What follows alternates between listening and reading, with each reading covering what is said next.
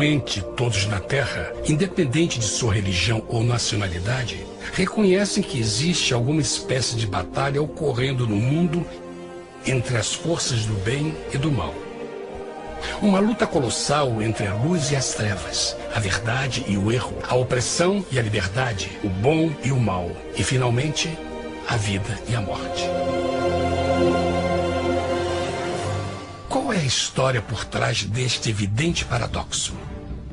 Muitas religiões, assim como a Bíblia, ensinam que além deste véu tridimensional do mundo físico que vemos, existe outro mundo espiritual que não podemos ver.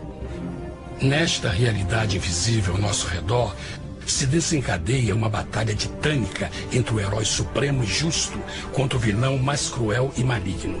A grande pergunta é: quem são esses personagens e como e onde começou esta crise cósmica? Este é o maior mistério de todas as épocas e a história mais fascinante e verdadeira que jamais tem sido contada. Esta crise envolve cada pessoa sobre a Terra. Sim, cada pessoa.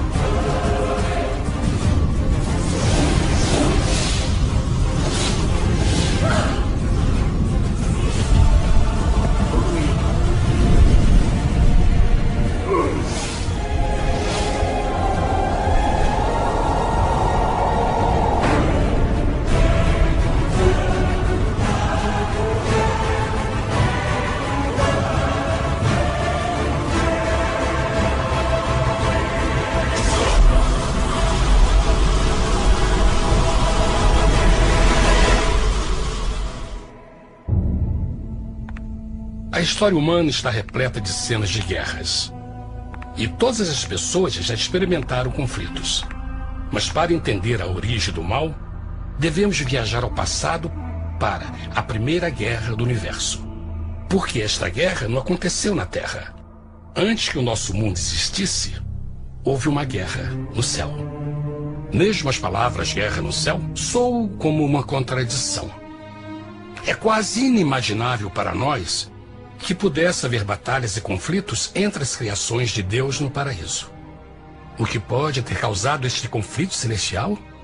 Graças a um livro antigo chamado Bíblia, temos detalhes suficientes para poder juntar as peças e desatar os nós. Mesmo que trágica, é uma extraordinária e bela história de amor que vai desde o princípio dos tempos até tocar pessoalmente a você, a mim e a cada indivíduo na Terra. Nossa história começa há muito tempo atrás na capital do universo. Em um lugar chamado Céu, que estava repleto de seres angelicais que amavam fazer a vontade de Deus.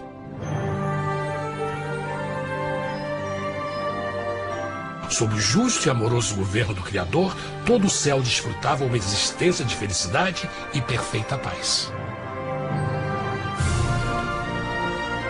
O príncipe supremo do paraíso e comandante dos anjos era o poderoso e amoroso Filho de Deus, mais conhecido com o nome que adotou quando veio à Terra, Jesus. Ele tinha o mesmo propósito e pensamento com Deus, o Pai. O céu, sob o comando compassivo do Pai, Filho e Espírito Santo, provou ser um maravilhoso lugar de paz e alegria. Para realizar as ordens de Deus, a Trindade estava rodeada de um oceano virtual de inumeráveis espíritos ministradores chamados serafins e querubins, mais conhecidos como anjos. Estas poderosas e inteligentes criaturas descobriram que a felicidade estava em cumprir as ordens do Todo-Poderoso. Mas Deus criou um extraordinário anjo para atuar como líder de toda a multidão celestial. A Bíblia nos diz que seu nome era Lúcifer, que significa portador da luz. Este querubim foi o maior ser criado por Deus e assumia a posição mais próxima do trono de Deus, estando diretamente sob a autoridade de Jesus. A tarefa de Lúcifer era difundir a luz e o conhecimento da vontade de Deus a todos os outros anjos. Lúcifer foi o mais esplêndido ser criado por Deus. Era extremamente bonito e dotado de enormes poderes de liderança e organização. Entre os anjos, ele foi muito admirado, respeitado e amado como amigo. Mesmo assim, Deus previu o mal que Lúcifer estava a ponto de introduzir no reino da luz. Cheio de sabedoria e formosura, de todas as pedras preciosas te cobrias.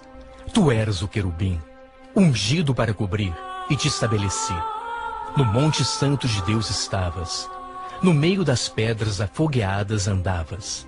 Perfeito eras nos teus caminhos, desde o dia em que foste criado, até que se achou iniquidade em ti. Quando Lúcifer percebeu a sua beleza e poder, seu coração pouco a pouco começou a mudar. Permitiu que seu enfoque se afastasse de Deus e direcionou seu amor para si mesmo. Talvez nunca saberemos completamente como e porquê estas sementes de rebelião germinaram em seu coração. Mas o profeta Isaías nos dá uma visão do pensamento de Lúcifer. Como caíste desde o céu, ó estrela da manhã, filha da alva! Como foste cortado por terra, tu que debilitavas as nações!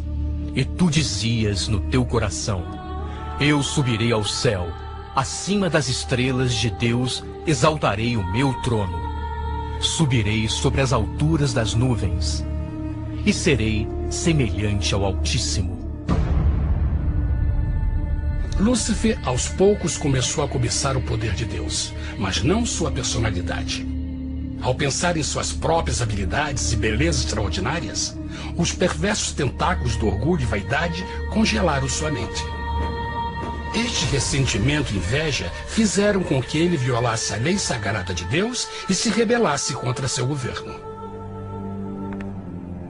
Precisamos fazer uma pausa e esclarecer algo. Desde o princípio, Deus ordenou que as leis da física governassem o mundo material em que vivemos. Sem essas leis naturais, o universo seria um caos. Do mesmo modo, as leis morais de Deus sempre têm dado segurança e estabilidade ao cosmos. Alguns pensam que os 10 mandamentos não existiram, até que o Senhor os entregou a Moisés no Monte Sinai.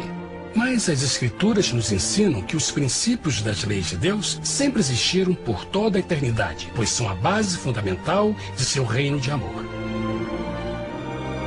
Seguros todos os seus mandamentos, permanecem firmes para todo sempre, e são feitos em verdade e retidão. Os 10 mandamentos são um resumo das características de um Deus de amor. Os primeiros 4 mandamentos descrevem quem é Deus, seu poder, seu território e autoridade. Os últimos 6 descrevem como é Deus, sua honestidade, sua pureza, sua fé.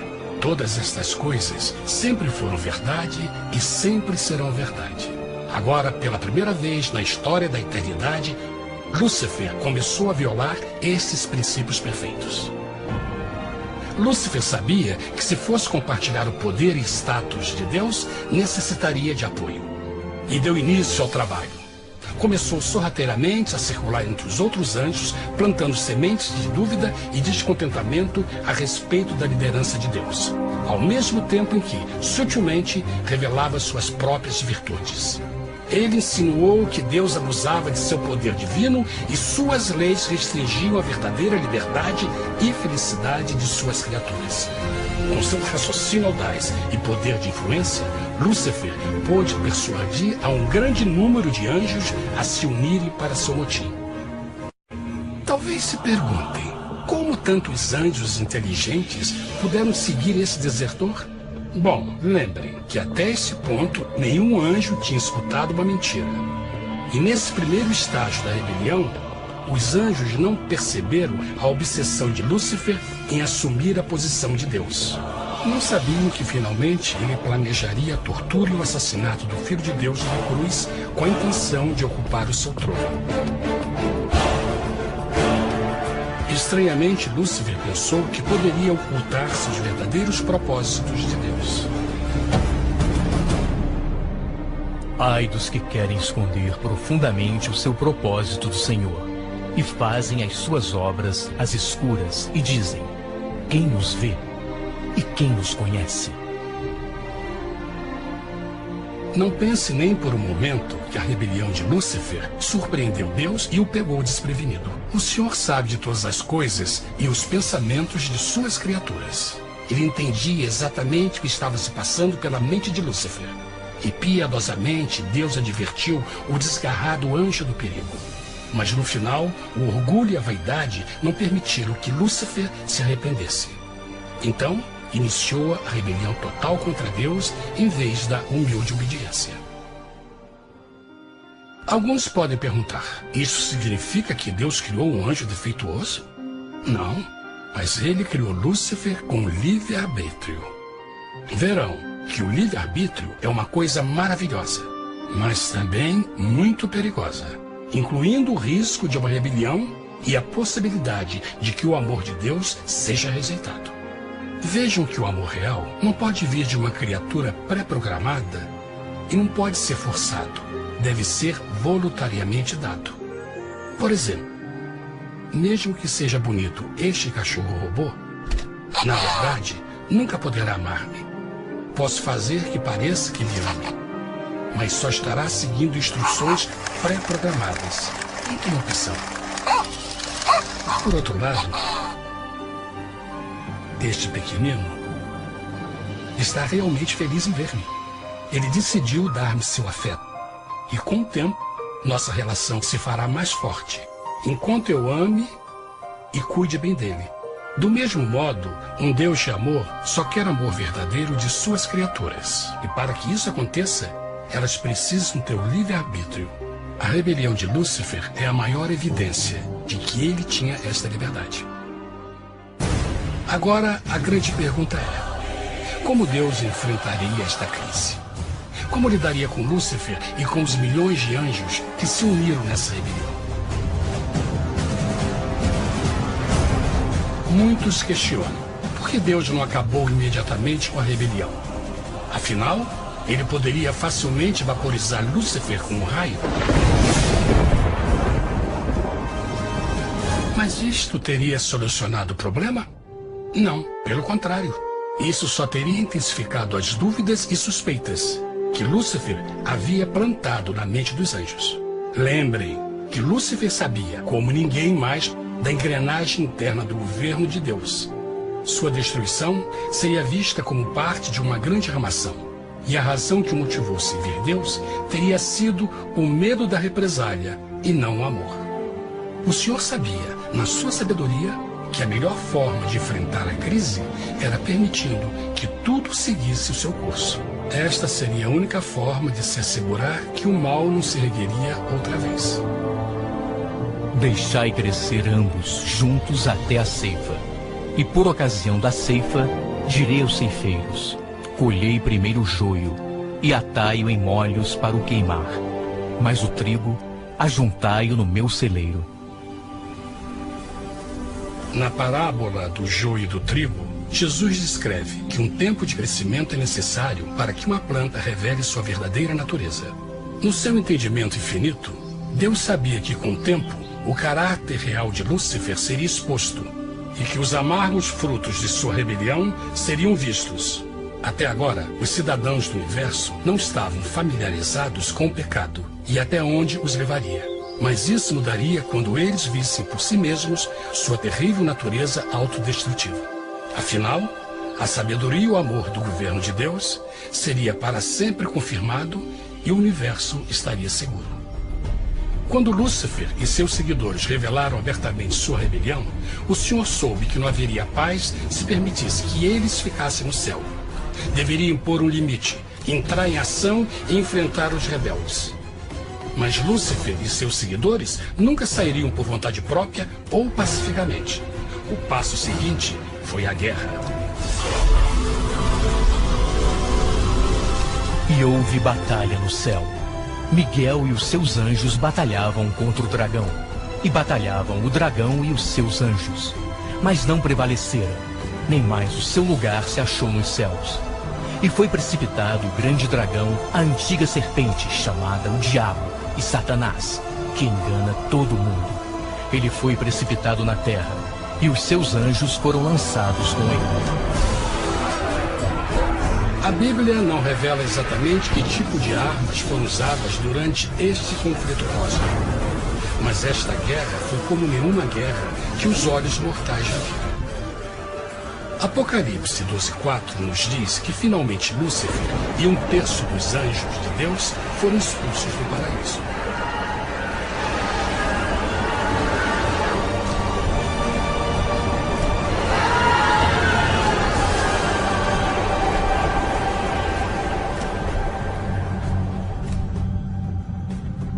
Mas e agora?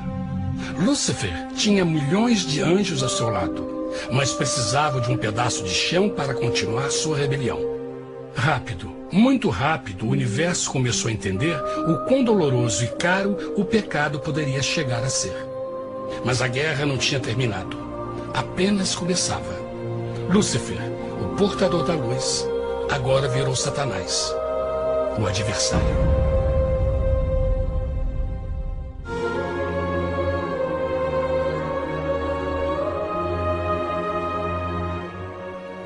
Depois da guerra no céu, Satanás e seus anjos caídos foram expulsos da corte de glória. Por um tempo, o diabo e seus demônios vagaram pelo universo buscando inutilmente mundos que se compadeceram e se uniram à sua rebelião. Enquanto isto, o coração de Deus sentia intensamente o vazio que deixou a perda de Lúcifer e seus anjos. Então o Pai, o Filho e o Espírito Santo retomaram o seu trabalho favorito, o maravilhoso trabalho da criação. Decidiram fazer um mundo novo, pleno, com muita variedade e diversas criaturas de amor. Este novo mundo seria único, porque as criaturas principais seriam feitas à imagem de Deus. Para eles, o Senhor também daria o domínio deste planeta novo, que conhecemos como Terra. No princípio, Deus criou a terra. E viu Deus tudo quanto tinha feito, e eis que era muito bom. Que imagem maravilhosa! Deus forma um novo mundo, nosso planeta, Terra. E em cada maravilhoso dia da criação, algo novo e espetacular começa a fazer parte da cena. Por exemplo, no terceiro dia, Deus falou e uma linda e exuberante vegetação fez parte da existência. Plantas de todas as cores, formas e tamanhos. No quinto dia, o mundo estava repleto de espantosas e exóticas criaturas, que podiam tanto se elevar aos céus como deslizar pelas águas azuis. E outras podiam fazer as duas coisas. No sexto dia, houve a introdução de um grande número de animais terrestres. Desde o gigante elefante até o pequeno esquilo, cada um encontrou um lugar nesse novo planeta para viver em harmonia com o resto da criação. E também no sexto dia, Deus criou o homem. E disse Deus: façamos o homem à nossa imagem, conforme a nossa semelhança. E formou o Senhor Deus o homem do pó da terra, e soprou em suas narinas o fôlego da vida, e o homem foi feito alma vivente. E plantou o Senhor Deus um jardim no Éden, do lado oriental, e pôs ali o homem que tinha formado.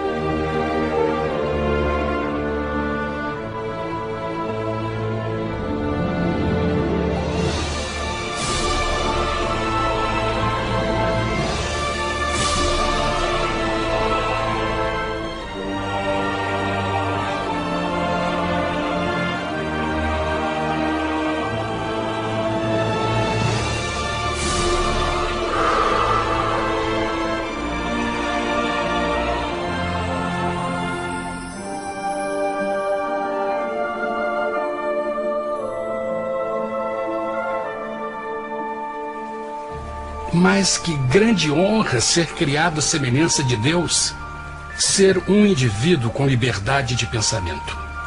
No princípio, o homem não percebia a sua nudez. Provavelmente porque antes do pecado ele estava vestido de glória e luz.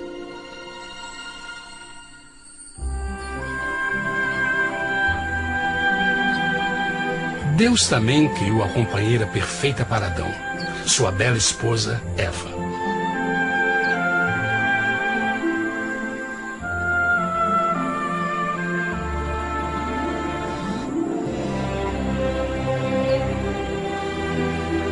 O feliz casal foi colocado em um magnífico jardim perfeitamente projetado para aumentar sua felicidade. Para Adão e Eva e as outras criaturas da terra, também foi dado o privilégio divino de procriar a sua própria imagem. A intenção de Deus foi que a raça humana tivesse domínio sobre este paraíso perfeito para sempre. Eternamente felizes e saudáveis, trabalhariam com a flora do jardim de Deus, enquanto desfrutariam o afeto e companhia de todas as criaturas sob seus cuidados. O ambiente que nossos primeiros antepassados experimentaram foi muito diferente do mundo de hoje. As rosas não tinham espinhos, os insetos não mordiam nem picavam, e os leões e as ovelhas brincavam juntos. Mas a grande bênção era os humanos viverem em perfeita harmonia com seu Criador. A cada 7 dias, Adão e Eva descansavam de seu prazeroso trabalho e gozavam de uma comunhão com a visita de seu Criador. Era um mundo esplêndido e maravilhoso. E esse estado de felicidade teria continuado eternamente se nossos primeiros parentes tivessem mostrado fidelidade com uma simples prova. Mas da árvore do conhecimento do bem e do mal, dela não comerás, porque no dia em que dela comeres, certamente morrerás.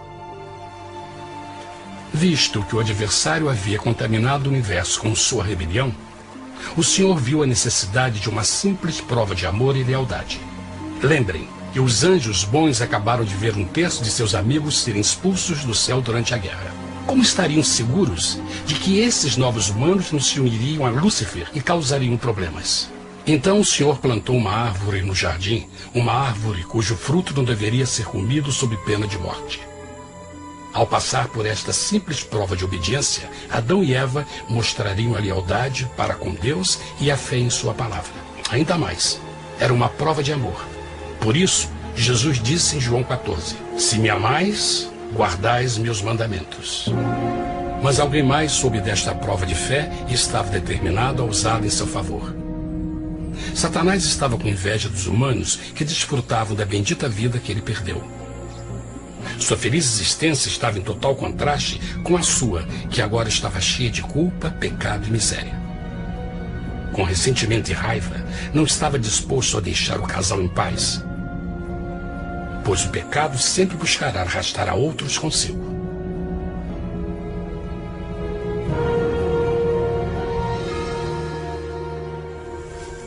Então um dia, quando Eva estava concentrada em seu agradável trabalho, se viu sozinha e muito perto da árvore proibida.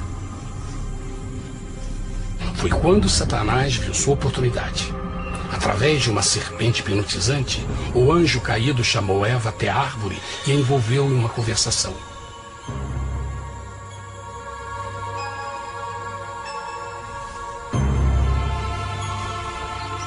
Suas palavras encantadoras foram cuidadosamente calculadas para gerar desconfiança a Deus.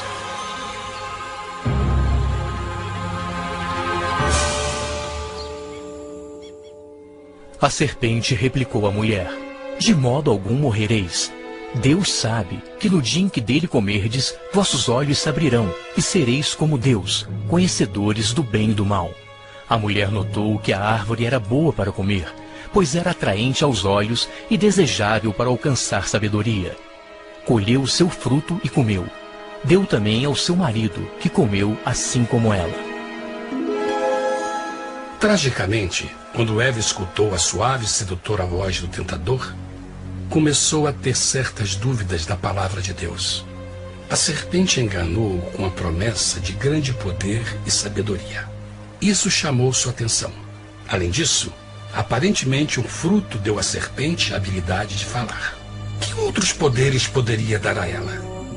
E mesmo tendo acabado de conhecer a serpente, ela confiou em sua palavra acima da de Deus, quem a criou, e lhe deu um paraíso para viver. Então Eva comeu o fruto proibido e convenceu seu esposo a fazer o mesmo. Adão poderia ter escolhido ser fiel a Deus, mas colocou seu amor pela esposa acima do seu amor por Deus. Quando os nossos primeiros parentes mostraram lealdade ao inimigo, o domínio da terra foi tomado por Satanás. Não sabeis que, vos oferecendo a alguém para lhe obedecer, vos tornais escravos daquele a quem obedeceis? Ninguém pode servir a dois senhores. Este mundo agora seria o último campo de batalha entre o bem e o mal, e o coração de cada homem e mulher seria o prêmio.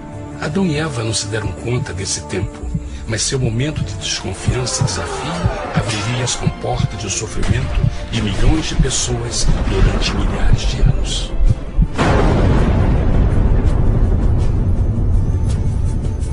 Portanto, como o pecado entrou no mundo por um homem, e por ele a morte, e assim a morte transmitiu-se a todos os homens naquele em quem todos pecaram. Nossos primeiros parentes logo enfrentaram o terrível resultado de seu pecado. Em estado santo, Adão e Eva resplandeciam com túnicas de glória. Depois de pecarem, suas túnicas naturais de luz se desfizeram e eles ficaram mortificados com a sensação de sua nudez. Vergonha e temor tomaram lugar de sua alegria e paz e trataram de cobrir sua nudez com folhas. Agora eles se encontravam sob constante influência do diabo. Ao ceder à tentação, debilitaram sua natureza, e Satanás ganhou poder sobre a humanidade. As pessoas não podiam resistir às tentações do diabo com sua própria força. Por último, e o mais aterrador, se encontravam vivendo sob a pena de morte iminente. Deus havia advertido que a desobediência traria a morte.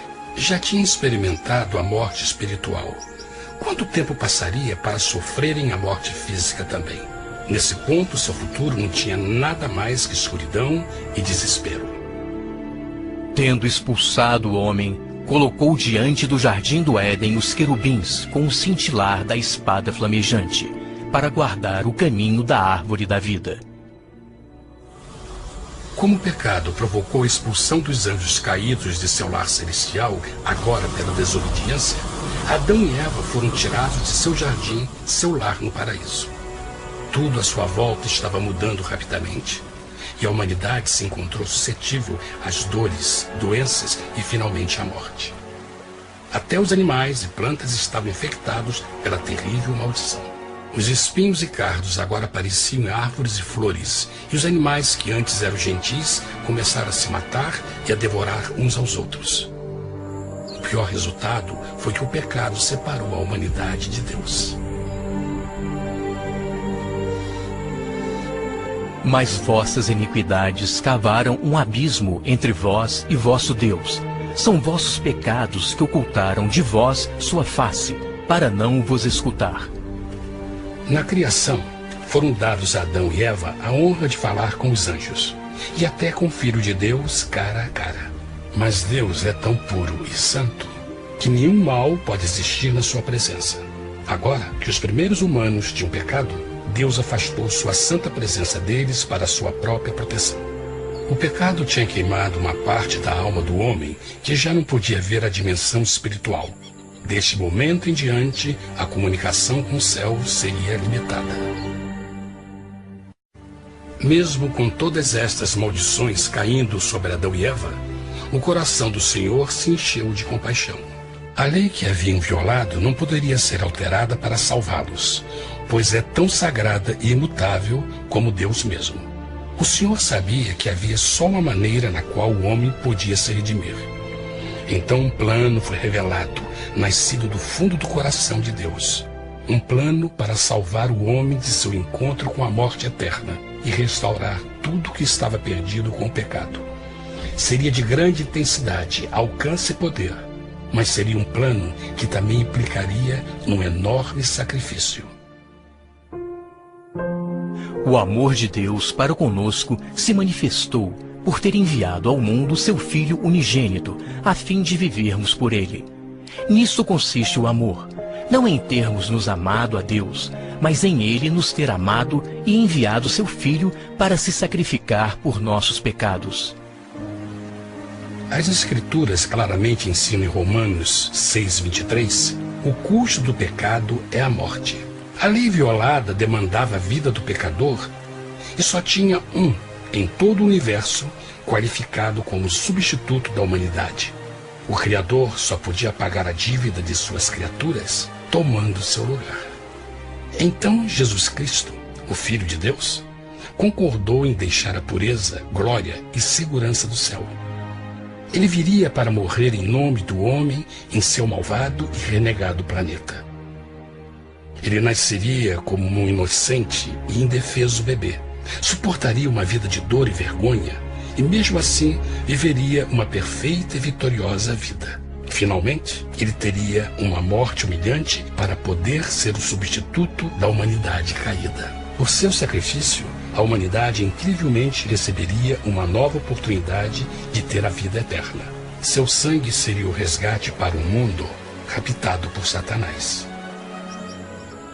Este maravilhoso plano de redenção foi graficamente ilustrado no sistema de sacrifício de animais ordenado por Deus depois da queda do homem.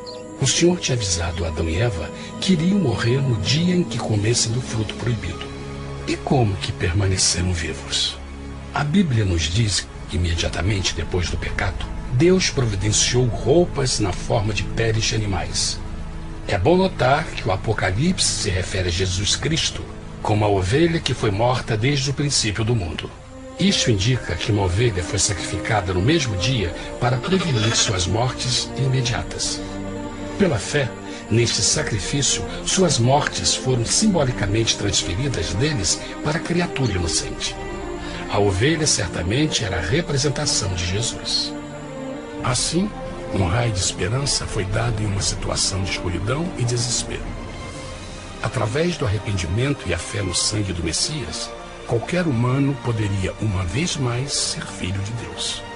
Mas mesmo com este grande plano para a humanidade, Satanás ainda tinha o domínio da terra. E a vida na terra não estava fácil. No mundo haveis de ter aflição, mas coragem, pois eu venci o mundo. Naturalmente, muitos se perguntam, como um Deus amoroso e poderoso permite dores e sofrimentos no nosso mundo atual? Mas está claro desde o Gênesis que Deus nunca quis que nós tivéssemos o conhecimento da dor dessa vida. Quando o mundo saiu das mãos de Deus, a terra era um maravilhoso paraíso. Foi o pecado de Adão e Eva que deu a Satanás o direito de assumir o controle deste planeta. Devido à sua trágica eleição, o diabo e seus súditos ganharam o poder de tentar e atormentar os humanos, introduzindo a doença, a dor e o sofrimento. Talvez fosse melhor perguntar: por que Satanás não tem o controle total da humanidade? A resposta é Jesus Cristo. Talvez já perceberam que a morte de Jesus na cruz deu a cada um de nós a oportunidade de sermos salvos, mas na verdade fez muito mais do que isso. Quando o Salvador ofereceu sua vida para redimir a terra, esse ato poria restrições ao controle de Satanás sobre a humanidade. Satanás não poderia forçar nossa vontade e seu poder de nos ferir seria limitado. O sacrifício de Cristo também nos trouxe um tempo de prova, durante o qual poderíamos ver a diferença entre o governo de Deus e o de Satanás, e então decidir a quem servir. Finalmente, pelo sacrifício que fez Jesus, o reino de Satanás chegará ao seu final, e um dia a terra será devolvida ao homem mais maravilhosa do que era no princípio. Mesmo Adão e Eva tendo começado suas vidas como exilados do paraíso, ainda tinham esperança. Deus providenciou peles de animais sacrificados para se cobrirem. Mas o mais importante, ele prometeu o sangue do Cordeiro de Deus para pagar por seu pecado, se aceitassem a Cristo e se arrependessem. Uma grande pergunta permanece: as pessoas aceitaria o grande presente de Deus? Como escaparemos se agora desprezarmos a mensagem tão sublime da salvação? A incrível história que acabaram de escutar é verdade e afeta vocês. Pois, pelo desejo de Satanás de ser Deus e a desconfiança e desobediência de Adão e Eva, todos nós nos encontramos em uma situação perigosa. De um lado, a humanidade foi grandemente favorecida por Deus com uma segunda chance de recuperar nosso lugar no Éden. Por outro lado, se nós desistirmos de aproveitar esta grande chance, nos tornaremos escravos de Satanás e finalmente seremos destruídos quando Deus limpar o universo do pecado. Amigos, não há melhor hora de fazer sua escolha por Jesus do que agora mesmo. Nenhum de nós sabe quanto tempo mais teremos que viver nesta terra. Jesus nos tem mostrado grande interesse no seu bem-estar e seu amor por vocês o levou a providenciar uma maneira de escaparmos de uma futura destruição.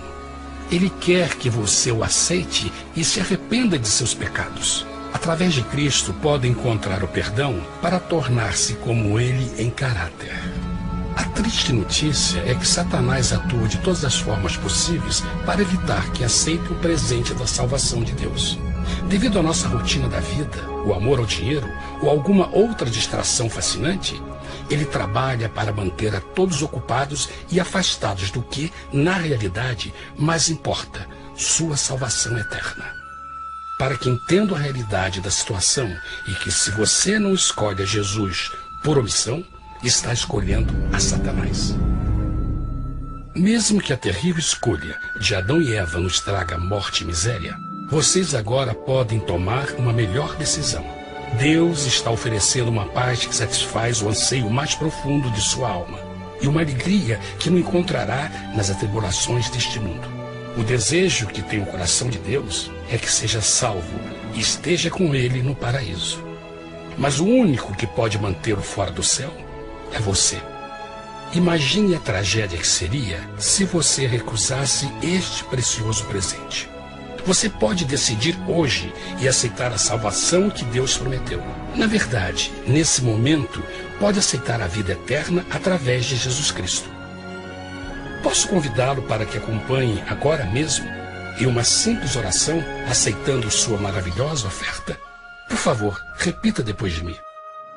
Querido Pai Celestial, venho a Ti agora e humildemente pedir Teu perdão. Senhor, confesso que sou um pecador e violei Tua santa lei. Entendo que a pena por esse pecado é a morte.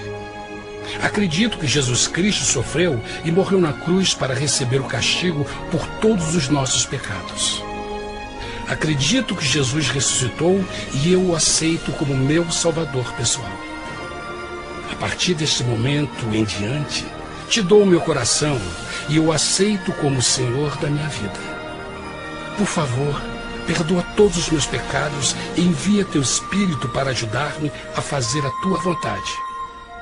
Te agradeço por Teu grande amor e aceito Teu presente da vida eterna. E eu oro tudo isso em nome de Jesus. Amém.